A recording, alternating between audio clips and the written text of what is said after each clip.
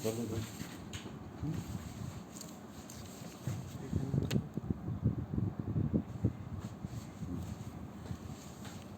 विद्यार्थियों,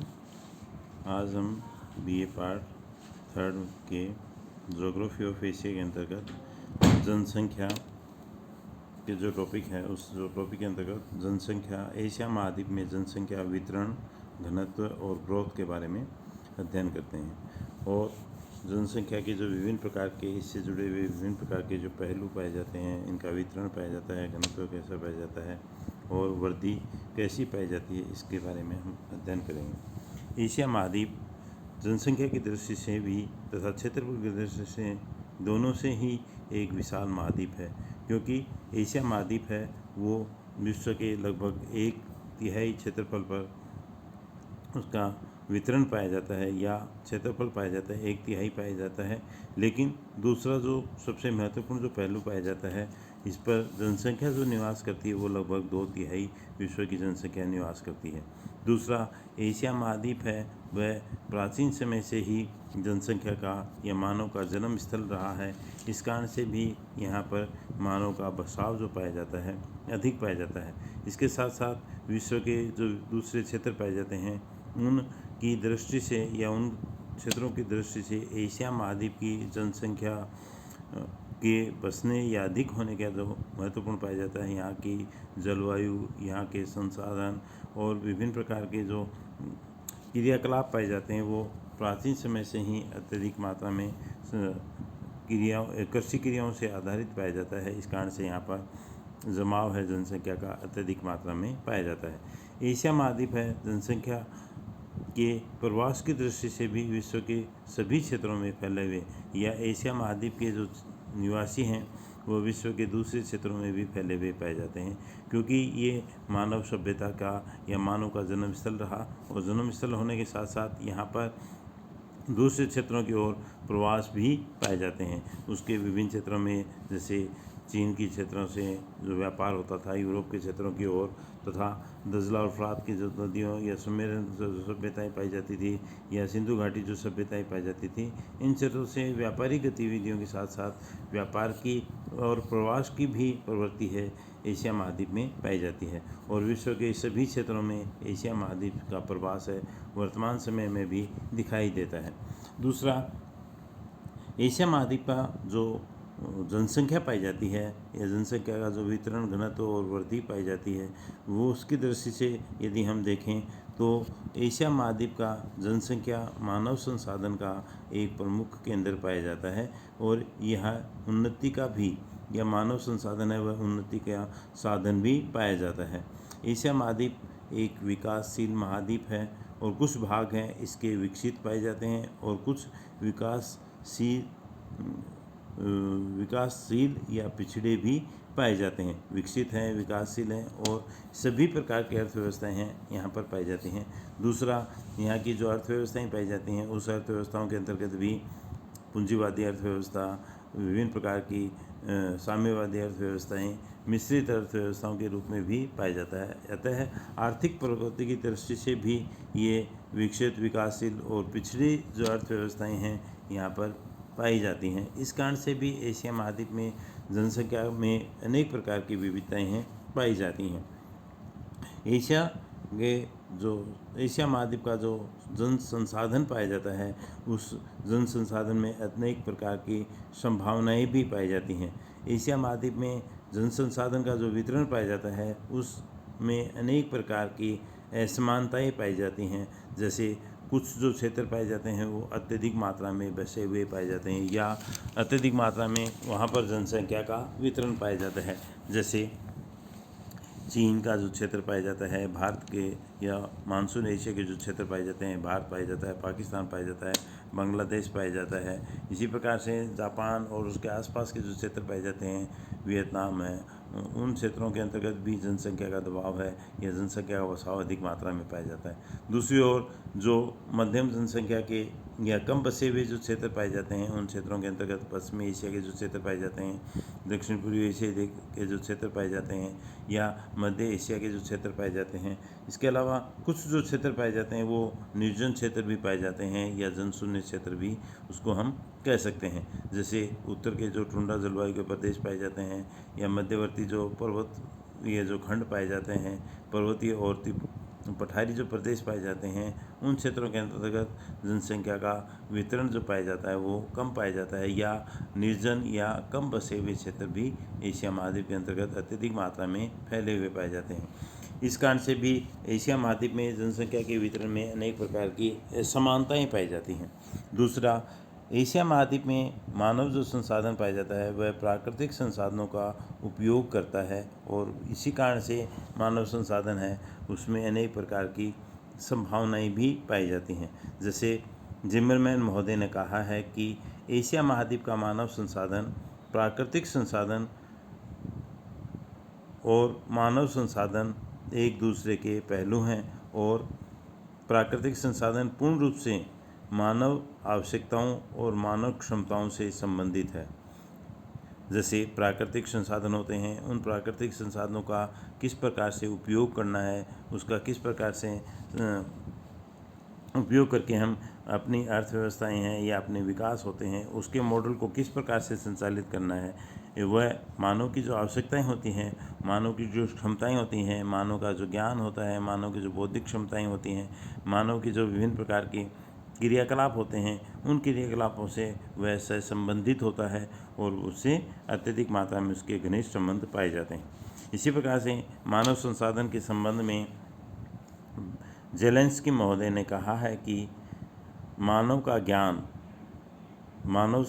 जनसंख्या के संदर्भ में ही मानव का ज्ञान व श्रम ही सबसे बड़े संसाधन होते हैं। मानव का ज्ञान, मानव की जो बौद्धिक क्षमताएं पाई जाती हैं, मानव के जो क्रियाकलाप पाए जाते हैं, मानव के जो ज्ञान की जो क्षमताएं पाई जाती हैं, और मानव कितनी मात्रा में श्रम करता है और वह कितनी मात्रा में उत्पादन करता है, वह सबसे अधिक महत्वपूर्ण होता है। इस कारण से वो हमारे एशिया महाद्वीप के बहुत बड़े संसाधन के रूप में कार्य करते हैं, क्योंकि ज्ञान और श्रम है वो दोनों ही एक स्वयं संसाधन होते हैं, और वो मानव संसाधन के ही जो विभिन्न प्रकार के प्राकृतिक हैं या दूसरे जो संसाधन होते हैं उन संसाधनों के उपयोग करते हैं। इसी प्रकार से प्रोफेसर P.L. रावत ने भी एशिया महाद्वीप के मानव संसाधन को परिभाषित करते हुए बताया है कि मानव आर्थिक क्रियाओं का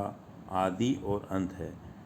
ये विभिन्न प्रकार के मानव जो होता है या मानव संसाधन है वह विभिन्न प्रकार की आर्थिक क्रियाओं का प्रारंभ करता है और आर्थिक क्रियाओं का उपभोग करता है, उपयोग करता है, और वह उसको अंतिम जो क्षेत्र होता है या अंतिम अवस्था तक वह उसका उपयोग करता है। तो वह विभिन्न प्रकार के प्रारंभ से लेकर के अंत तक जो विभिन्न प्रकार की आर्थिक क्रियाएं पाई जाती हैं उन आर्थिक क्रियाओं का संचालन करता है, उपयोग करता है, और उसके विभिन्न प्रकार के मानव संसाधनों का वह प्रमुख आधार हो जाता है। इसी प्रकार से प्रोफेसर A. मुखर्जी महोदय ने कहा है कि मानव संसाधन या एशिया महाद्वीप का जो मानव संसाधन है वह किसी भी राष्ट्र व क्षेत्र की उन्नति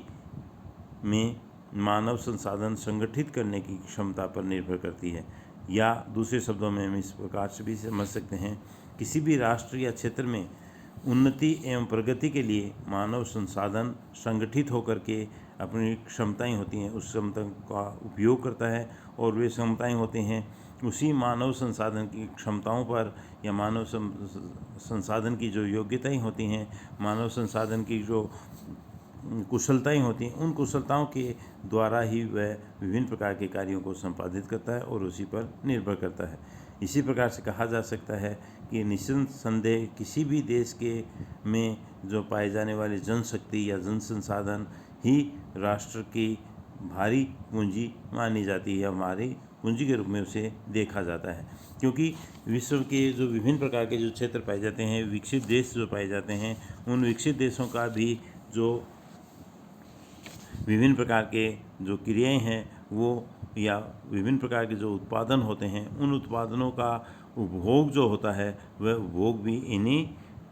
अधिक जनसंख्या या अधिक बसे हुए क्षेत्रों के अंतर्गत किया जाता है। तो इस प्रकार से जो वर्तमान समय में जो बाज़ार की जो संकल्पना पाई जाती है, इस बाज़ार की संकल्पना में भी एशिया महाद्वीप है विश्व का एक बड़ा बाज़ार पाया जाता है, और बाज़ार के साथ साथ वह राष्ट्र की पूंजी भी माना जाता है। दूसरा, पूंजी के साथ साथ बाज़ार के साथ साथ वह विभिन्न प्रकार की वस्तुओं का उत्पादन भी करता है, उत्पादन के साथ साथ वह विभिन्न प्रकार का वितरण भी करता है और उपभोग भी करता है। इस कारण से एशिया महाद्वीप में मानव जो संसाधन पाया जाता है, उस मानव संसाधन का अत्यधिक मात्रा में एक महत्वपूर्ण स्थान पाया जाता है। और एशिया महाद्वीप में वितरण की दृष्टि से, घनत्व की दृष्टि से, जनसंख्या वृद्धि की दृष्टि से भी विभिन्न प्रकार की विषमताएं पाई जाती हैं। उसको हम यदि उसके विभिन्न पहलुओं का अध्ययन करते हैं तो उसके अंतर्गत दूसरा जो महत्वपूर्ण जो पहलू आता है एशिया महाद्वीप में, इसके महत्व के बाद में एशिया महाद्वीप में जनसंख्या वितरण एवं घनत्व को प्रभावित करने वाले कौन कौन से फैक्टर्स पाए जाते हैं, कौन कौन से कारक पाए जाते हैं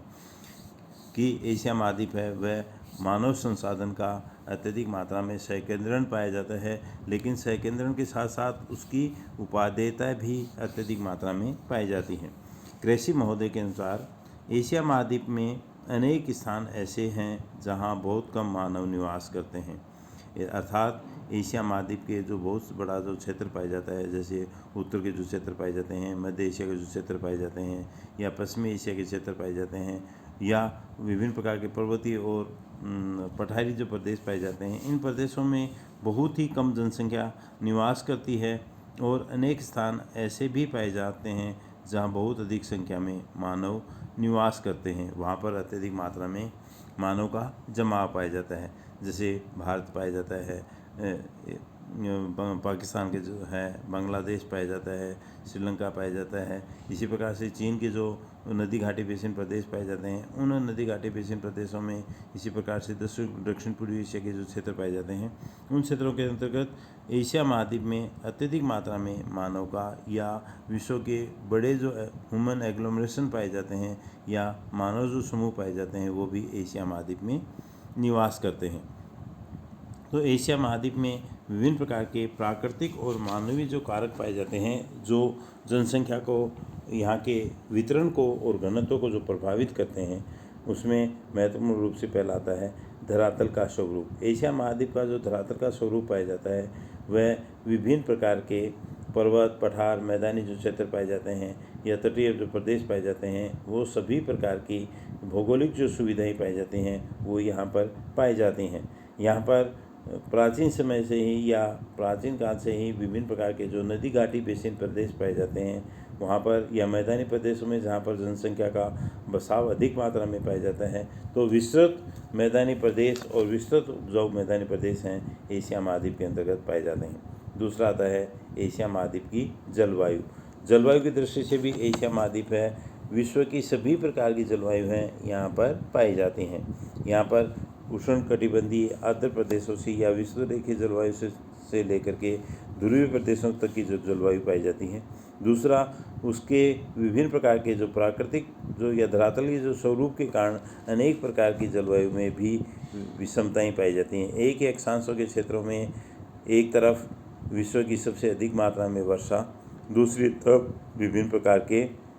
मरुस्थलीय प्रदेश हैं वो यहाँ पर पाए जाते हैं। जैसे अरब का जो मरुस्थलीय प्रदेश पाया जाता है, थार का जो मरुस्थलीय प्रदेश पाया जाता है, जबकि पूर्वी जो क्षेत्र पाए जाते हैं वहाँ पर मानसूनी जलवायु पाई जाती है और अत्यधिक वर्षा या उपजाऊ क्षेत्र पाए जाते हैं और मानव का बसाव है अधिक मात्रा में पाया जाता है। इसके बाद में आता है मिट्टी। मिट्टी भी एशिया महाद्वीप में जनसंख्या को अत्यधिक मात्रा में प्रभावित करती है। एशिया महाद्वीप की जो मिट्टी पाई जाती है उसमें अनेक प्रकार की मिट्टियां हैं यहाँ पर पाई जाती हैं, और उन मिट्टियों में जैसे उपजाऊ जो मिट्टियाँ पाई जाती हैं, जलोढ़ मिट्टियाँ पाई जाती हैं, मैदानी प्रदेशों में मिट्टियाँ पाई जाती हैं, वो के कारण एशिया महाद्वीप में जनसंख्या का बसाव है अत्यधिक मात्रा में पाया जाता है। इसके बाद में अगला जो टॉपिक आता है वो आता है जल की आपूर्ति। एशिया महाद्वीप में जो विभिन्न प्रकार के प्राकृतिक दशाओं के कारण या विभिन्न प्रकार की जलवायु होने के कारण वर्षा के वितरण की दृष्टि से तथा बर्फ़ के पिघलने से जल की आपूर्ति भी विभिन्न क्षेत्रों के अंतर्गत होती है, लेकिन कुछ जो क्षेत्र पाए जाते हैं वो पूर्णतया शुष्क भी पाए जाते हैं। इस कारण से भी यहाँ पर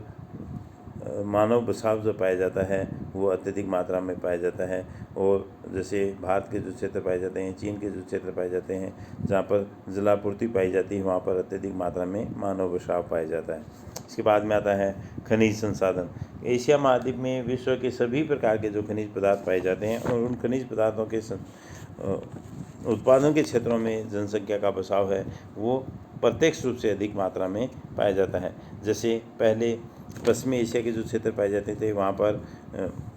पेट्रोलियम पदार्थों के या प्राकृतिक गैस के जब खनन कार्य या उसकी खोज नहीं हुई थी तो वहाँ पर बिल्कुल निर्जन क्षेत्र पाए जाते थे। लेकिन वहाँ पर पेट्रोलियम पदार्थों की खोज होने के बाद में वहाँ पर या उत्पादन होने के कारण वहाँ पर मानव बसाव हुआ। इसी प्रकार से कोयले के उत्पादन के जो क्षेत्र पाए जाते हैं या शक्ति के जो स्रोत पाए जाते हैं या विभिन्न प्रकार के लौह के जो क्षेत्र पाए जाते हैं, बॉक्साइट के जो क्षेत्र पाए जाते हैं, वहाँ पर विभिन्न प्रकार की औद्योगिक इकाइयाँ होने के कारण या खनिज के उत्पादन या खनन का कार्य होने के कारण मानव बसाव होता है, अत्यधिक मात्रा में हो जाता है। ये विभिन्न प्रकार के जो प्राकृतिक संसाधन होते हैं। और इसके बाद में अगला आता है मानवीय जो कारक होते हैं, वो भी एशिया महाद्वीप की जनसंख्या को अत्यधिक मात्रा में प्रभावित करते हैं। वो हम अगले वीडियो के अंतर्गत अध्ययन करेंगे।